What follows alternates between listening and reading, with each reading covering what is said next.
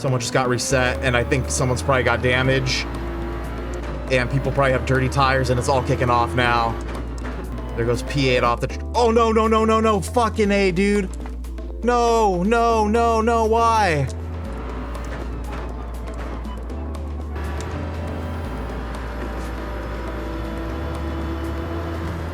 Oh, fuck. I gave me damage. I'm a fucking idiot.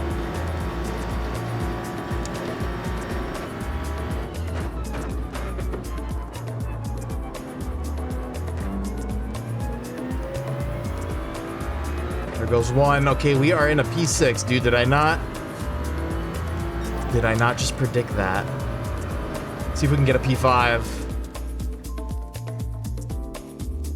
Hello, hello, hello, and welcome everyone to another Gran Turismo race recap, little highlight video type of thing. And today, guys, we are going to take a look at the final round of this season's Manufacturers Cup, our last race in our beautiful little Coca-Cola Supra here.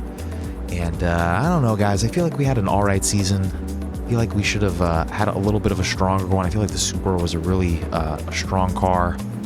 And as the title suggests in this one, guys, definitely a little bit of a bittersweet way for us to end our season here. Don't get me wrong, the race was really exciting. I feel like it was a really good race, but just kind of a lackluster performance on our part. As look at Defender here in this Viper, getting a really great jump on us right off of the bat. That Viper was another great choice for this race at Daytona, and yeah, I feel like we just started this one a little cocky. I feel like we had the meta car. I was watching the Supra win all day long. We had a top 500 time for time trials. We'll jump aboard the hood cam here. As I look at that Defender already getting in my head on the first lap, making us miss our braking points. Good on you, mate, to take advantage of my frail little mind. And yeah, he's going to jack that position from us right from the get-go. And that should have been a little precursor to how the rest of our race was going to go. Kind of all race long, just a bunch of little weird mistakes. You guys will see later we have a big technical malfunction as really just trying to stay in the slipstream at this point. As for this race, it's super, super important that you stay in that slipstream, because if you kind of end up in no man's land like we're kind of ending up here, you're basically guaranteed, your race is basically fucked, you're screwed. You kind of need to have a bump draft buddy to keep up with everybody. As you're going to see behind us, it seems like P8 didn't really want to help us all too much. That was going to be a theme kind of in this race too, people not wanting to do that. But yeah, super important you stay in the slipstream. But us in the Supra, we're kind of we're at a little bit of an advantage. We have a little bit of wiggle room per se to make a couple mistakes. We have that raw power to just help us carry us along if we do make a couple mistakes here and there. As you see, we are kind of catching up a little bit, and we are going to survive this first lap, which is always what we want to do first thing on the checklist. So obviously, do not wreck yourself on the first lap. And so we'll pick it up at the beginning of lap number 3, where we're basically kind of in the same exact position as we were in the last lap, but you guys can see the top 5 dudes are much, much closer to each other, and it's basically a huge battle for P1 here, coming into turn 1 here. And guys, take a look, there's going to be some sort of incident here. Quiggy in P1 is going to go off the track right here, get a hard reset, and unfortunate for Quiggy losing his P1, but allowing us to get back into P6. This is where we started the race. At this point, I'm feeling pretty good about what's happening. We did lose the one position. We were making kind of some little silly moves out there, but in the grand scheme of things, I was cool with everything. We were still in this train with P1 right there. And guys, tell me if you see this coming here. I mean, am I mistaken for thinking that this is a complete dive bomb? I mean, where did this oldie come from? I think that was a little bit of a dive, but honestly, you didn't give me damage. It's all good. That's my big thing in these races. If you don't give me damage, it's really not that big of a deal. And believe me, dude, I get it. You're in that Viper, dude. You're flying. I understand. So it's all good. I'm down to work with him here. I'm actually happy that we have kind of a fast car in front of us that we can work with now to kind of catch up to the rest of the dudes that we're really not far away from at this point. And coming up on lap 4, skipping ahead a little bit, gonna almost poke our head around the outside of Isolde here. Kind of wanted to get him back for what he did to me. But guys, this is kind of where the race falls apart. Take a look at that top right corner. I'm gonna leave the hood cam on here so we can see how the car reacts to this nonsense, this utter bullshit. But we have a big tracking issue with the headset again, going deep into the corner here.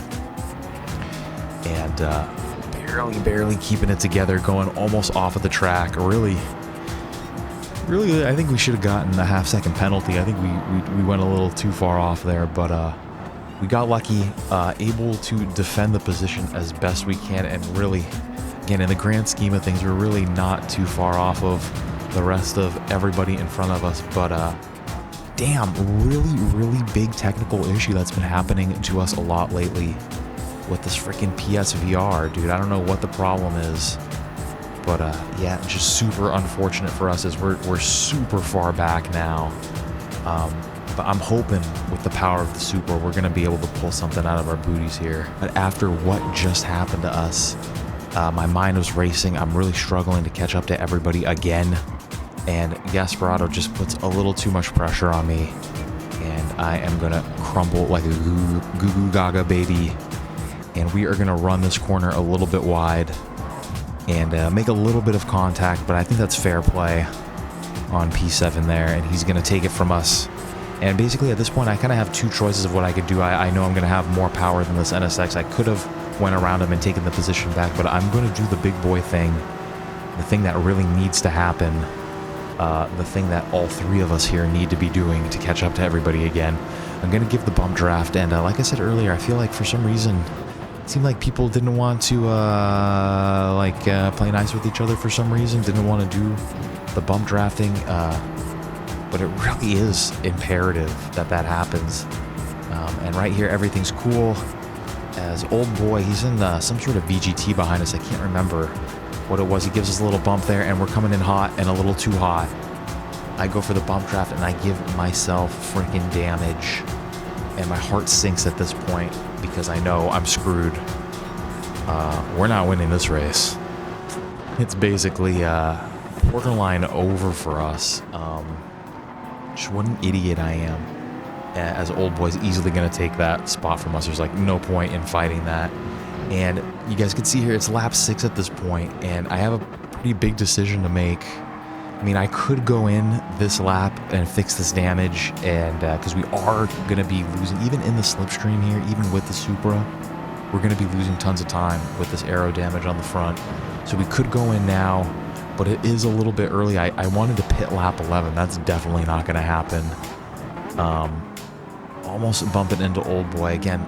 Still very powerful car. We have to kind of catch up and stay here. I basically made the decision to stay out until lap 9 and really try to defend my track position as best that I could. But the difference in handling and just the mental aspect of having damage just really screwed with me.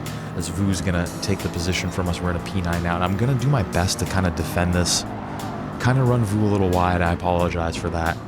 And I quickly realized that it's a lost cause. There is no point in us trying to fight for that, and no point in us being in front of Vu, because we're just going to slow him down. And yeah, I just need to try to survive until we hit the pits, basically. And with the help of our VR brother behind us, PSVR2 GT Ronin, guys, check him out. He's also got a YouTube channel.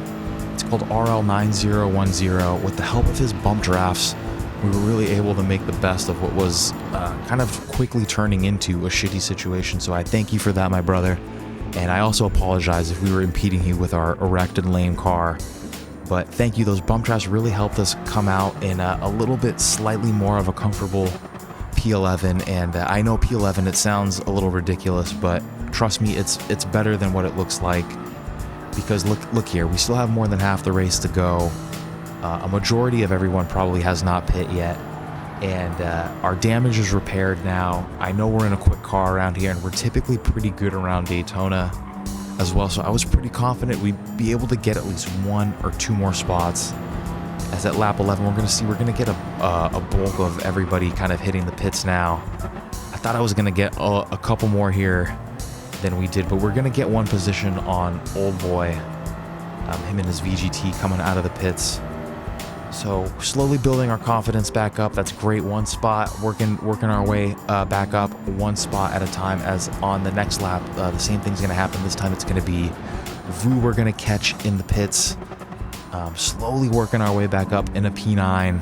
I would have been happy with a P9 after this race, too, after everything that had happened.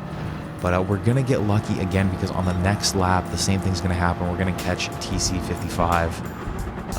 And yeah, unbelievable at this point in a P8. With a good chunk of race left, 8 laps to go, P6 and 7 right there in front of me.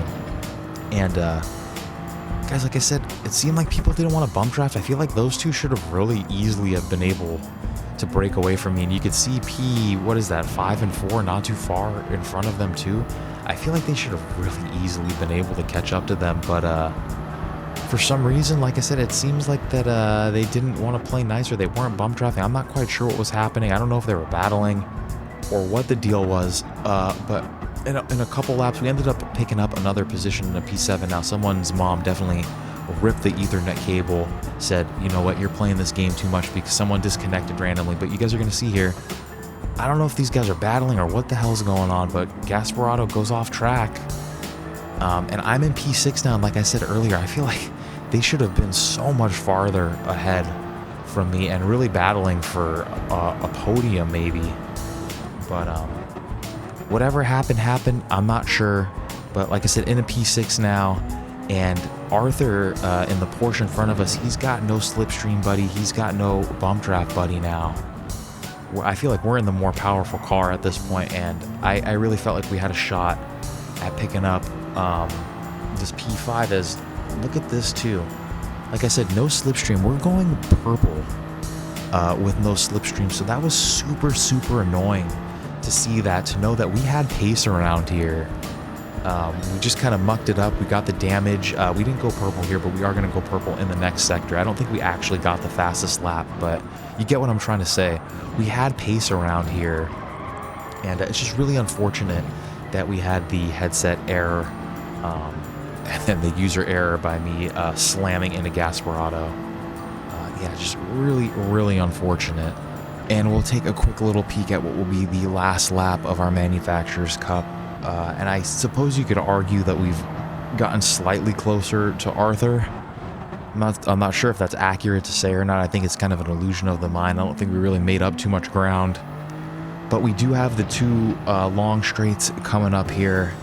So I was still feeling all right that if we could nail everything, that we did have a shot at P5. But much like our Interlagos race, I don't know if you guys saw that, but we did have just like the slightest little slide, and that was basically the end of it all for us. There was no catching up to Arthur. We would end up in a P6, which all things considered, we had damage. Our headset almost turned off, did whatever it did. All things considered, still pretty good. Still not a bad way to end the season. I know I made it sound like we had like this terrible race, but we actually had a pretty good one. Just could have been better. I know it could have been better. But anyways, guys, thank you. Just want to say thank you guys for joining me throughout this Manufacturers Cup. Thank you guys if you were there during the streams. Thank you guys if you watched these videos. I very much appreciate all of you. And yeah, I hope to see you guys in more videos like this on the next Cup thing that they do, Nations Cup, Manufacturer, Toyota, however they want to do it. We'll see. But until then, guys, I hope you all have great races. I'll catch you guys in the dailies. I hope you guys have just great lives in general. And yeah, we'll make some more of these for the next Cup. Again, thank you all for joining me through this season. I love you all. Kiss, kiss, kiss. Stoosman out.